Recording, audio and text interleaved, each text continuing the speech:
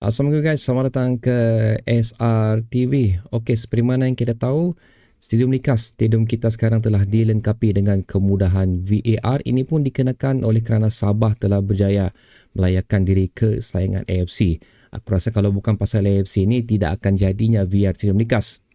So, aku tidak akan membuat mengenai apa-apa perkongsian mengenai gambar tentang ataupun kegembiraan kita untuk adanya VR Stadium Likas, pasal aku rasa itu telah banyak dibuat oleh YouTuber yang lain. Tapi di video aku kali ini, aku ingin berkongsi dengan kamu mengenai apa kos penggunaan VAR ni. Itu sekarang. Kenapa hanya sukar untuk dilaksanakan buat masa ni? Kerana setakat ni hanya Stadium Likas saja yang telah dilengkapi dengan VAR. Seperti mana kita tahu, SSI sendiri setahu aku belum memasang VR setahu aku, tapi stadium itu mampu untuk menyediakan VR. Tapi untuk stadium-stadium lain, setakat pencarian aku, belum ada lagi mana-mana stadium yang terdapat di Malaysia ni bersedia untuk menampung kos penggunaan VR, apatah lagi untuk memasang VR sendiri. So ada beberapa perkara yang aku share dengan kamu di sini. Sorry mata aku akan beralih ke sini pasal aku ada buat note untuk ni. Banyak sangat benda aku mau share dengan kamu. Adalah berapa kos pemasangan VR, bagaimana VR buat duit, mengapa idea ini sukar untuk dilaksanakan dan siapa boleh memainkan peranan dan seterusnya. Aku akan membuat rumusan secara ringkas mengenai benda-benda yang bakal aku share dengan kamu di video ini. So jom kita mulakan. Kos untuk memasang VR bagi setiap stadium yang ada di Malaysia ni boleh mencecah hampir RM1 juta. Tapi anggaran dia adalah sebanyak RM617,000. Dan sekiranya ke semua stadium yang ada di Malaysia ni boleh hampir mencecah sebanyak RM8 juta.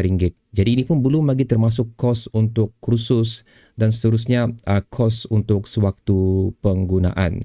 Apapun kos ini sebenarnya adalah tidak tetap, ianya boleh berubah bergantung kepada keadaan stadium tersebut dan juga fasiliti stadium tersebut. Tapi pasti jumlah yang aku sebut 8 juta tu tidak akan tetap 8 juta kerana kita tahu untuk beberapa klub yang ada di Liga Malaysia kita ni ada yang berkongsi stadium. So kemungkinan besar jumlah itu akan berkurangan dan of course akan boleh dikongsi oleh dua klub.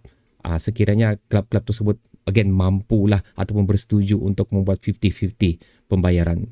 Untuk cerita bagaimana VR buat duit pula, ini lebih kepada organisasi yang menyediakan perkhidmatan itulah. Sebenarnya mereka yang lebih mendapat keuntungan daripada penggunaan VR ni kerana mereka sendiri yang menyediakan peralatan VR dan of course yang menyediakan kursus VR iaitu FIFA dan juga IFAB sendiri, kerana ianya perlu dibayar secara sewa sama ada mengikut musim ataupun perlawanan. Contoh seperti apa yang telah berlaku di Liga Utama Brazil, mereka telah membelanjakan sebanyak 26 juta semusim yang dibeli secara package di mana ia melibatkan 26 pasukan. So again, jumlah 26 juta tu pastinya akan berkurangan kerana di Malaysia tidak mempunyai sebanyak 26 pasukan.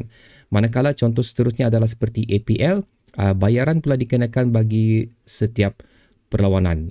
So actually lebih kurang dia punya kos perbelanjaan untuk menggunakan VR ni. Tapi again terpulang kepada of course kita sendiri Malaysia, sama ada kita ingin menggunakannya secara musim ataupun secara perlawanan. Dan satu lagi benda yang untuk klub pula, pro untuk klub pula, di mana sekiranya VR digunakan, sudah pasti ia akan lebih menarik minat untuk penonton-penonton hadir ke stadium bagi melihat perlawanan tersebut dan seterusnya. Lebih ramai orang akan melanggan siaran di kaca TV untuk melihat perlawanan itu pula secara live. Dengan jumlah yang aku mention tadi, kesemuanya mencecah jutaan ringgit. So membuatkan di sini aku merasakan ia adalah merupakan bukan satu kerja yang mudah, tapi still boleh dilaksanakan. So antara benda-benda yang agak merisaukan aku kerana kita sendiri tidak mempunyai data yang cukup lengkap untuk mengenai status kewangan bagi FAM sendiri, bagi setiap klub yang ada di Liga Malaysia kita sendiri, di mana aku amat ingin tahu sejauh mana kukuhnya kewangan FAM untuk menampung kos perbelanjaan VR ni sekiranya ia ditajas sepenuhnya oleh FAM sendiri. Dan begitu juga dengan klub-klub di Malaysia ni, di mana sekiranya FAM sendiri tidak mampu untuk menanggung kos ni, bagaimana klub-klub yang berada di Liga Malaysia ni pula mampu untuk menanggung kos tersebut. So tidak pasti sama ada contoh kalau FAM sendiri menanggung sepenuhnya kos tu, again adakah FAM mampu untuk menanggungnya, dan sekiranya Mungkin yang dibagi secara 50-50, 50% untuk FM dan 50% untuk kelab-kelab, tapi still persoalannya adakah kelab mampu untuk mengeluarkan perbelanjaan tersebut. Kerana kita tahu banyak isu-isu yang terjadi dalam liga tempatan kita ni dikenakan lagi dengan isu tidak mampu untuk membayar gaji pemain. So apatah lagi untuk membelanjakan pula duit untuk menggunakan VR ni. Sudah bayar gaji pun tak boleh, lepas tu tambah lagi duit mau guna VR. Aduh, memang pening lah kepala nanti kan. Jadi bagi pendapat aku, antara cara yang aku rasa boleh untuk dilakukan oleh FM sendiri bagi menampung kos penggunaan VR ni adalah untuk mewujudkan satu jawatan kuasa perbadanan yang dikhususkan khas untuk menempuh kepada VAR saja, dan jawatan kuasa ni akan cuba untuk mendapatkan sponsor yang cukup besar lah. Bukan saja daripada di tempatan di Malaysia ni, mungkin boleh venture keluar untuk mendapatkan sponsor yang lebih besar. Dan seterusnya adalah dengan mewujudkan satu syarikat yang diberi lesen dan diluluskan oleh FIFA sendiri untuk membelanjakan dan juga menyediakan perkhidmatan VR ni. So maksud aku, syarikat tu adalah syarikat tempatan kita sendiri yang di mana telah mendapatkan lesen daripada FIFA dan mereka telah mendapat kebenaran lah untuk memsupplykan peralatan tersebut. So syarikat ni pula akan bekerjasama dengan FAM dan seperti biasa juga akan menjalankan tanggungjawab yang samalah seperti mana yang aku mention tadi. So at least FAM tidak perlu ada banyak orang lagi untuk ditambah di dalam diorang punya organisasi untuk melaksanakan VR ni, dan ia diberikan kepada syarikat sendiri yang berhad, di mana mereka hanya perlu mendapat lebih kurang macam update terkini itu saja. So tak payah risau, berikan saja tanggungjawab tu kepada klub-klub yang lain. Dan of course yang paling penting di sini guys, lupakan apa yang aku cakap pasal FM tu, lupakan apa yang aku cakap pasal klub, pasal syarikat tu.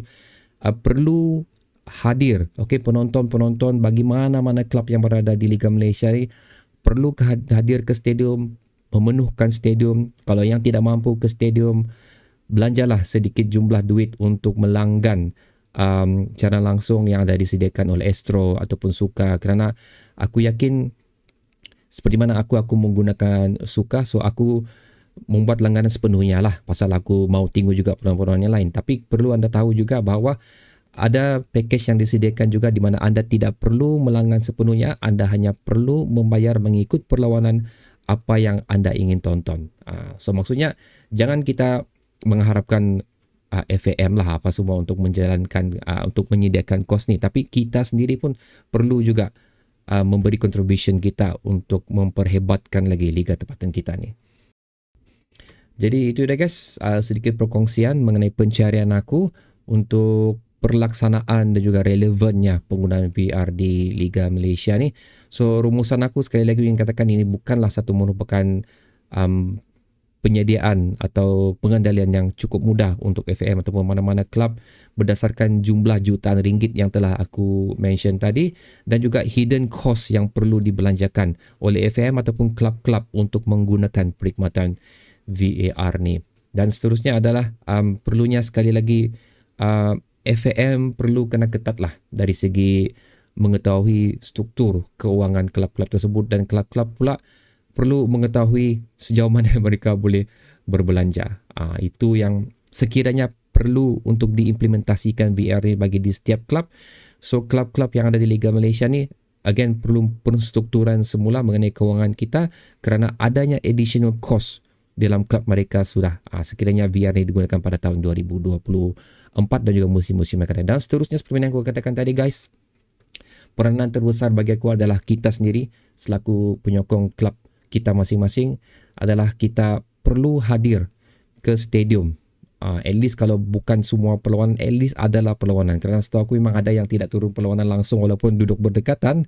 So sekiranya lah anda berniat untuk memajukan liga tempatan kita berada di satu level yang cukup bagus dengan negara-negara jiran kita. Setahu aku Singapura dan juga Thailand sudah menggunakan VR ni. So agar kita tidak ketinggalan, peran kita cukup penting juga untuk memajukan lagi bola sepak tempatan kita. So okay guys, itu adalah perkongsian aku mengenai isu VR ni. Apa pula pendapat anda? So sila tekannya di ruang komentar di bawah, sehingga kita berjumpa lagi di video seterusnya. Assalamualaikum.